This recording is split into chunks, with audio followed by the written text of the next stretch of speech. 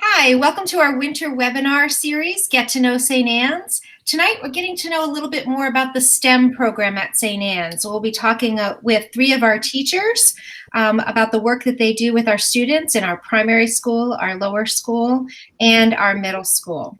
So I'd like to start first by introducing the folks that we have with us tonight.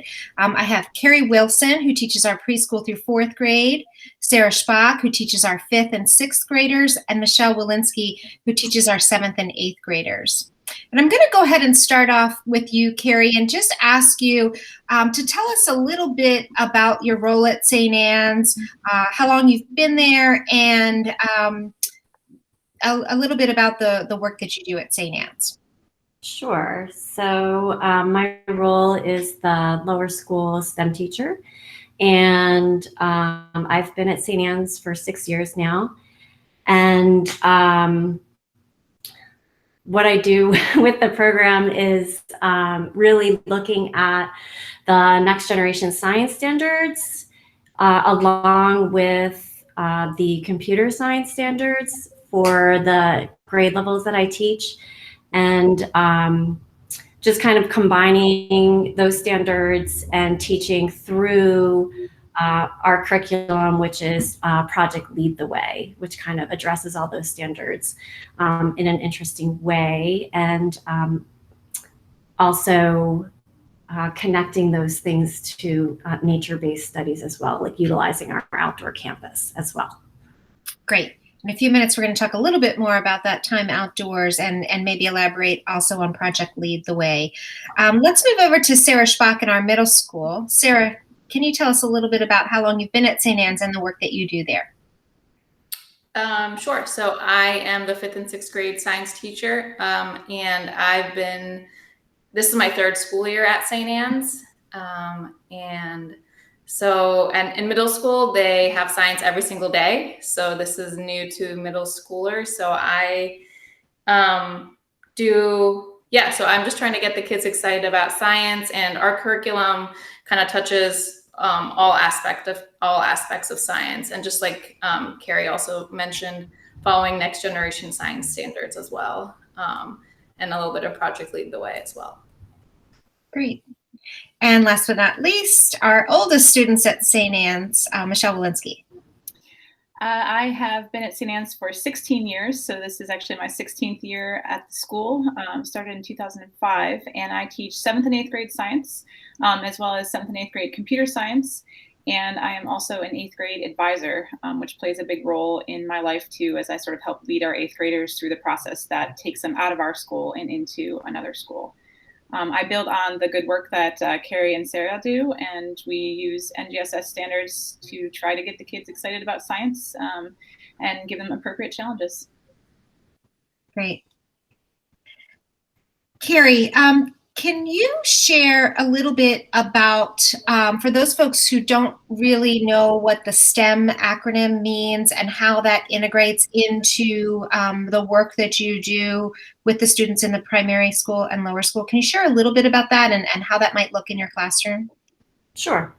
So STEM is science, technology, engineering, and mathematics.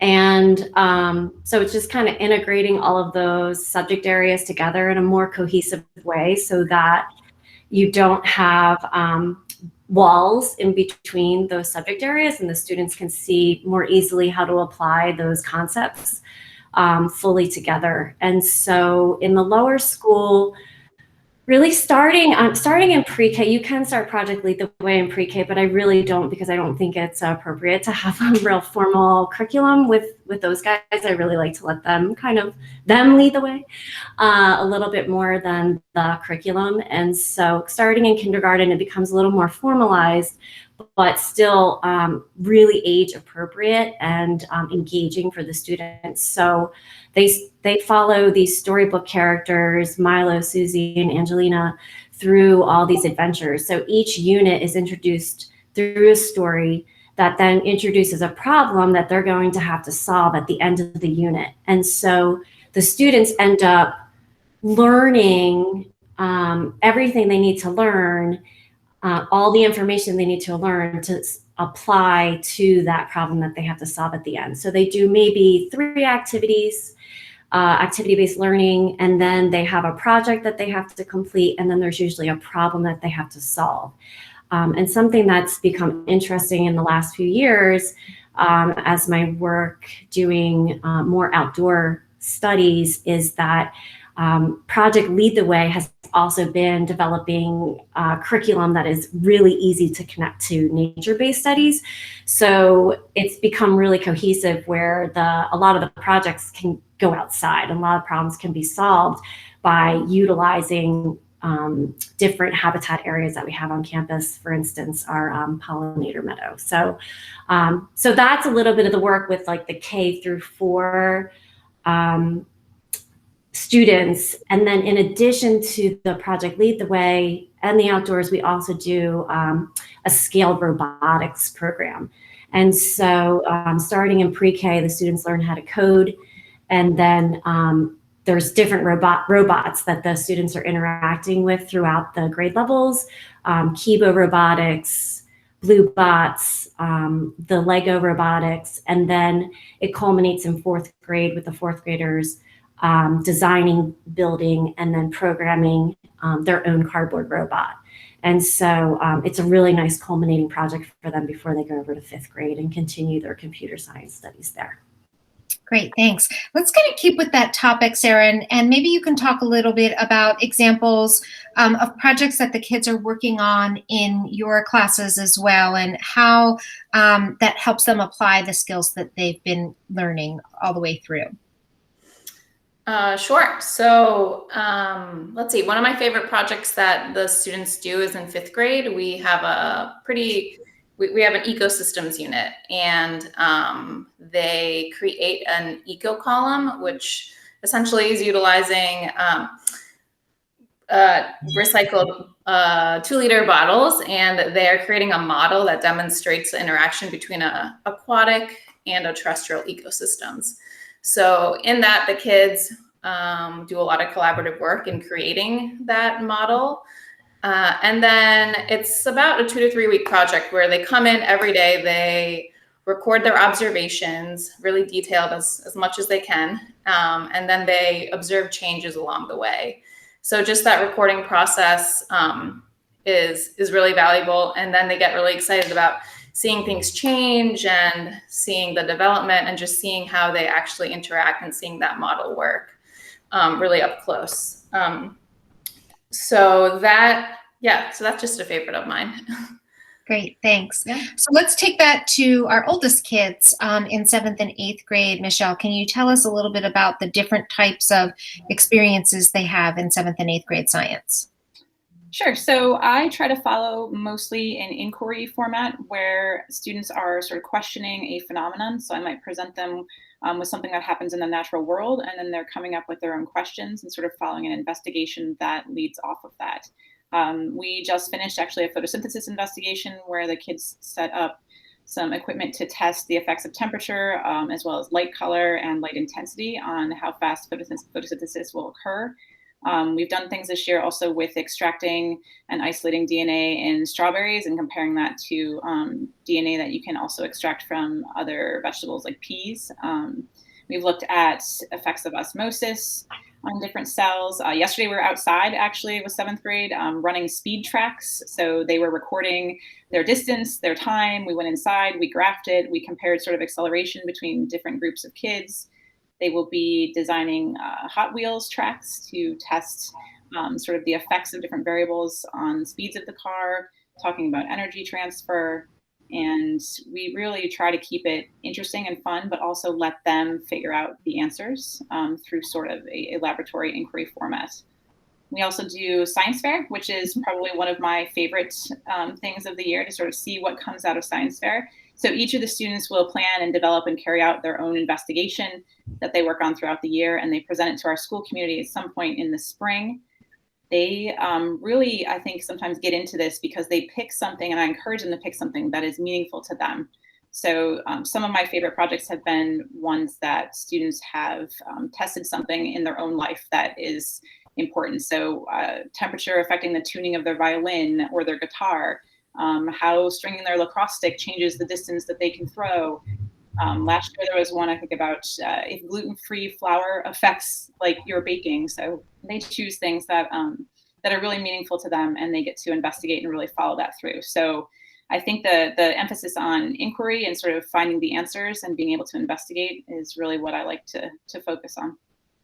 Great, thank you.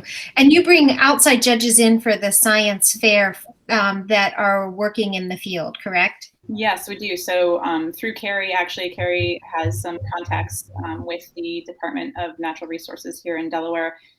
We have Fish and Wildlife people who come in. Sometimes other science teachers from other high schools or middle schools around the area will come in. So we try to make sure that we present them with an ability to, or with the opportunity to demonstrate their communication skills. So they have to present that poster to people who are total strangers to them, who are experts in their fields. And I'm always really proud of the job that they do, you know, presenting and defending their work.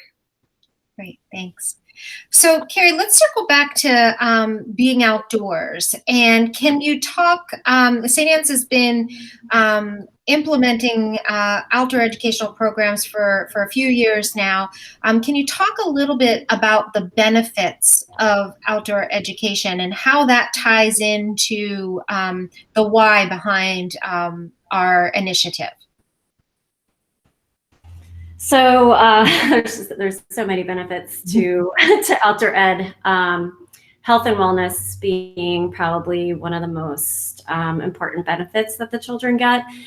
And then just the overall connection to nature, because if we want these children to be the next change makers in the environmental realm, they need to be connected to that nature. And so just the children being immersed in nature on a daily basis, like not just every once in a while, not just a few times a year for a field trip, but something that just really becomes part of their regular routine.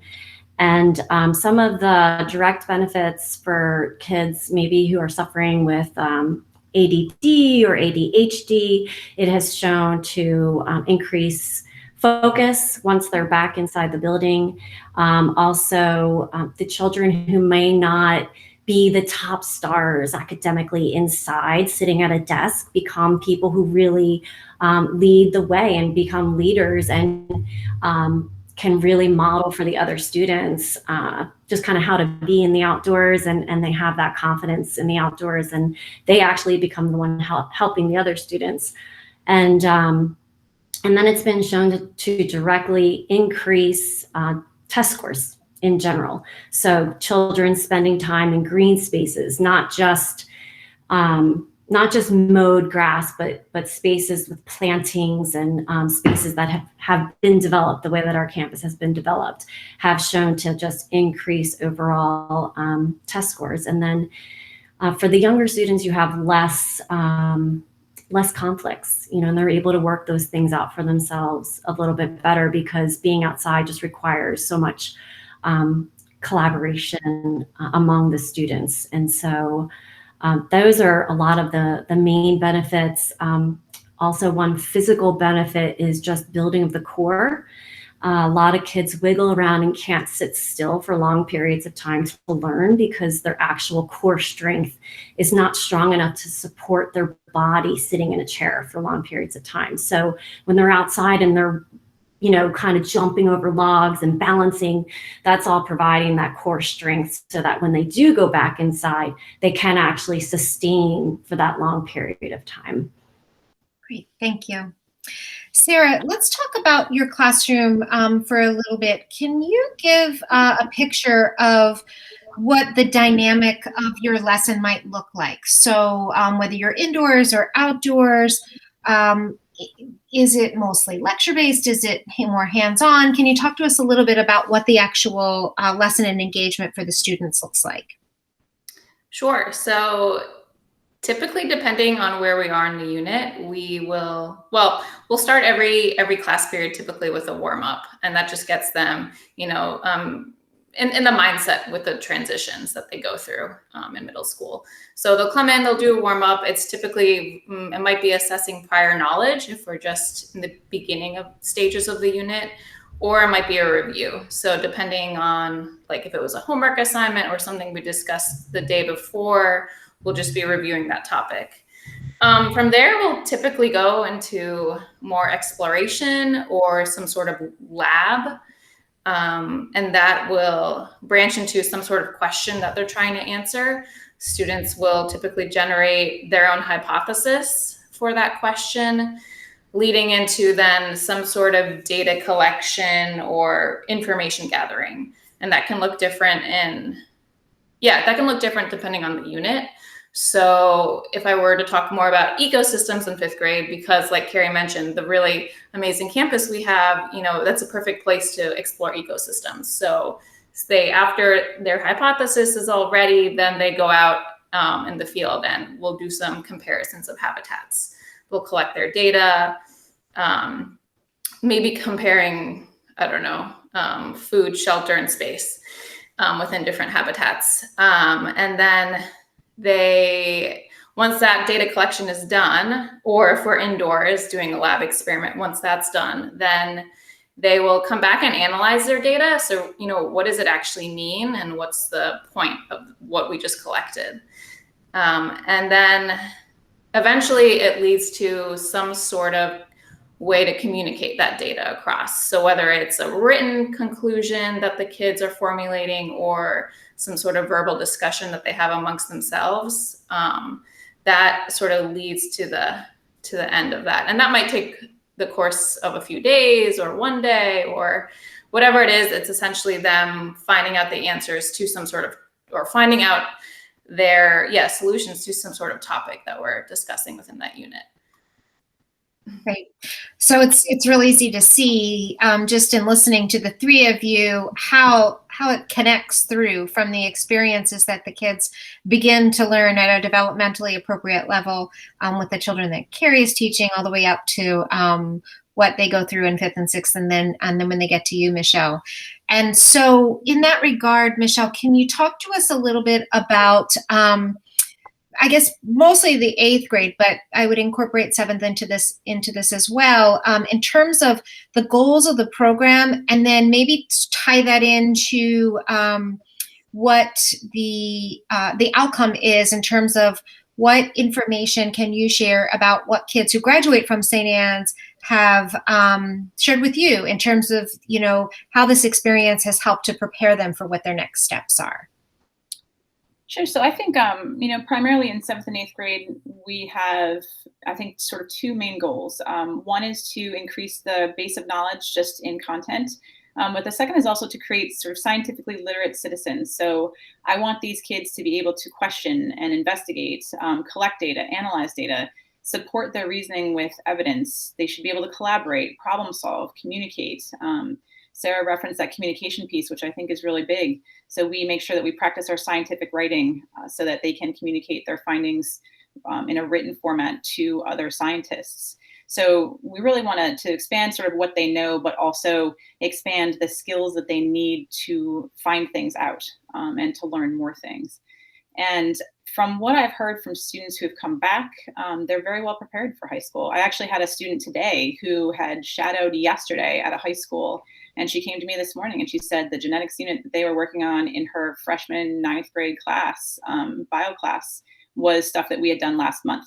So she was really proud that she was able to raise her hand and contribute and answer a question in this shadow class in a high school. So they are prepared. They feel really well sort of situated to succeed. And beyond St. Anne's, even it's I'm in touch with alums who are approaching their 30s now at this point. I've been teaching for that long, and they're out there doing wonderful things. We've got doctors and engineers and people working in public health and nurses, and they all are doing really well and making us very proud. So I think they're prepared well, and they take the skills and the content knowledge out there into the world. Great, thanks. So as we wrap up tonight, I'm going to ask each of you to share, and Carrie, we'll start with you. Either your favorite thing about teaching this content area to our students, or something that excites you about it. I can tell your passion in how you speak about the work that you do, but if you can just share one little anecdote with us as we close out the evening. Let's start with you, Carrie.